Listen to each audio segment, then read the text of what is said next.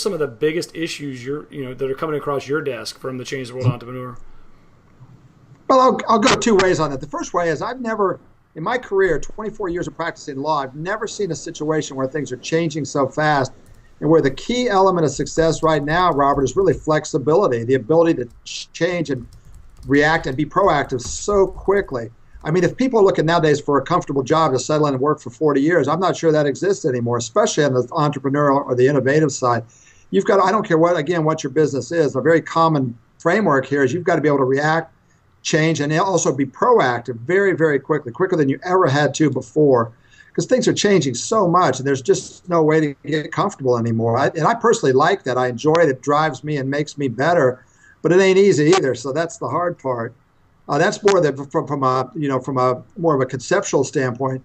From a more on the ground standpoint, I hate to get so mundane, but the biggest problem I see nowadays, the biggest challenge is money. It's just plain money. Keeping the doors open, keeping the lights on for these small, innovative companies has become a real challenge. There's just not a lot of money out there.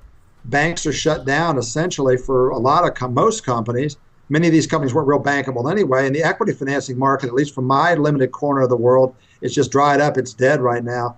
Angel financing, very, very slow. So that's the biggest mundane day-to-day challenge, just keeping the lights on.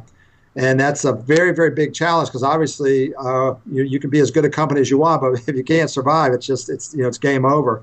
And that's what we're seeing, unfortunately. We've seen some pretty good business models crash and burn, which is really unfortunate because you know that there's good stuff here. It just can't make it past that hump. And either they get bought for peanuts or they go out of business. One way or the other, they're gone. Right. Well, it seems it's one conceptual, one practical challenge that I see.